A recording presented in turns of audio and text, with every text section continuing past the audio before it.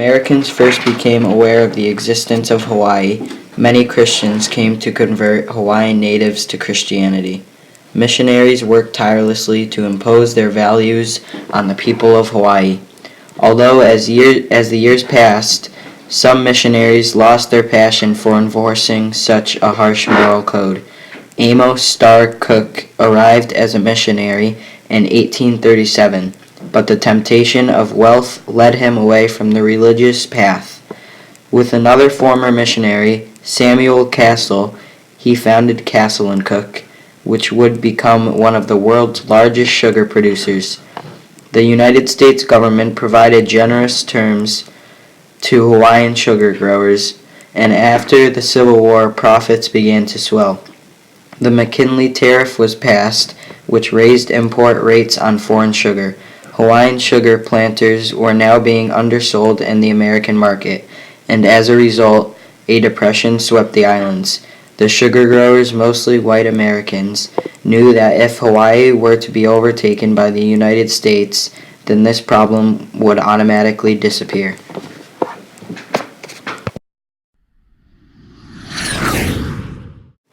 At the time of 1891, Liliuokalani had just been crowned Queen of Hawaii, succeeding her late brother. Liliuokalani was independent-minded, unlike her brother, who was controlled by the white, wealthy sugar planters of Hawaii. On the morning of January 14th, it became evident that the Queen was trying to proclaim a new constitution, particularly one that took away the power of the white community.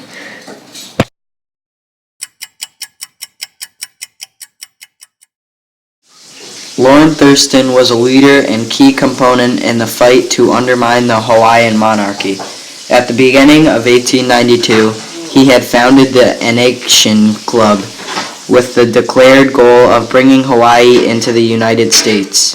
When Lord Thurston heard the news that the Queen was proposing a new constitution, he immediately swung into action. He proposed that a committee of 13 men be made, called the Committee of Safety, to devise means and ways of dealing with the situation. That night, Thurston approached John L. Stevens, who, at the time, was the American minister to Hawaii and had the power to bring his troops ashore at any moment. Stevens strongly supported Thurston's cause. Thurston and his other men decided it was time to call upon him. This would be the call that sealed Hawaii's fate.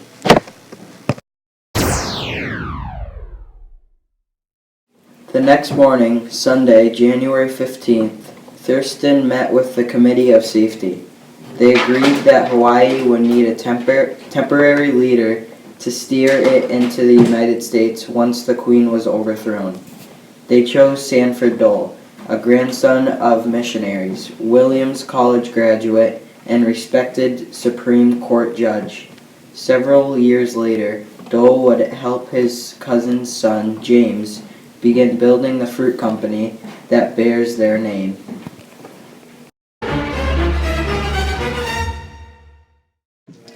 That meeting was not the only one being held in Honolulu on January 16th. Several hundred supporters of the Queen gathered nearby at Palace Square for a rally of their own, although they did not have any idea how advanced the anti-royalist plot was. James G. Blaine was another man that made the revolution possible. Blaine was elected to Congress, became the Speaker of the House, and in 1884 he was a Republican candidate for president, losing to Grover Cleveland. 5 years later, President Benjamin Harrison named him Secretary of State. One of his first acts was to appoint Stevens as Minister of Hawaii.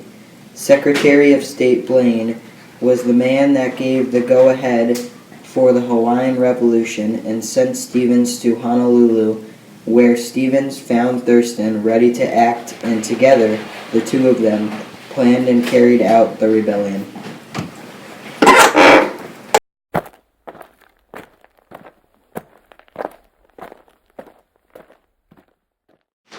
At 5 o'clock on the evening of January 16, 1893, 162 American Marines and sailors landed at a pier at the foot of Nuuanu Avenue in Honolulu.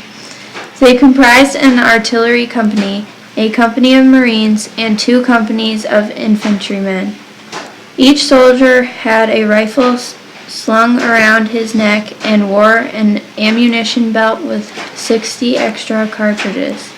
The artillerymen hauled Gatling guns and a small cannon. As the soldiers set up camp, the Committee of Safety celebrated. This was the committee's moment of triumph. The landing of American troops guaranteed their victory. All that was needed was for them to proclaim a new government. That morning, the revolution's only drops of blood were shed. One of the conspirators, John Good, had spent several hours collecting weapons and ammunition. As he drove his wagon past the corner of Fort and King Streets, a police officer tried to stop him. John Good pulled out his pistol and fired, wounding the officer in his shoulder, and then proceeded on his way. This was the only man hurt in the revolution, and that shows just how easily America took over Hawaii. In a last-minute effort to fend off the inevitable, the Queen ordered her entire cabinet to ride immediately to Stevens. Stevens agreed to speak with one of the cabinet members who told him that the cabinet was still the official government of Hawaii. Stevens sent him off with a warning that if the insurgents were attacked or arrested by the Queen's forces, the United States troops would intervene. That statement made it clear that American soldiers had landed not to preserve peace, but to assure a rebel victory. It sealed the monarchy's doom.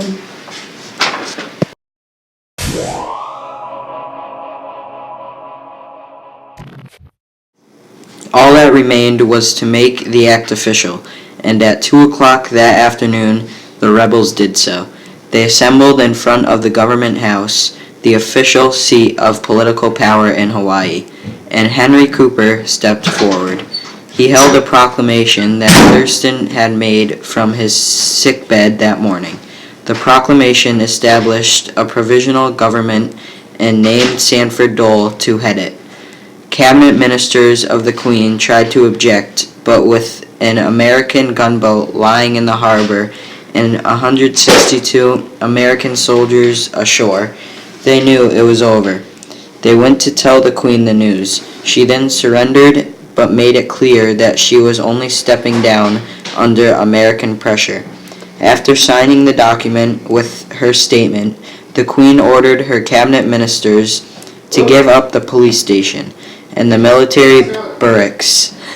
The revolution was over, and America now had taken over Hawaii.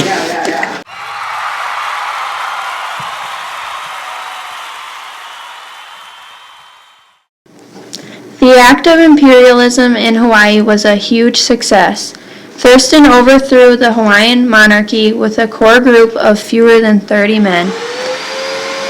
They may have thought they made the Hawaiian Revolution, and in a sense they did. Without the presence of Stevens or another like-minded American minister, however, they might never have even attempted it. But with Stevens' power and a few other men, they took over Hawaii, and today, Hawaii is still a part of the United States.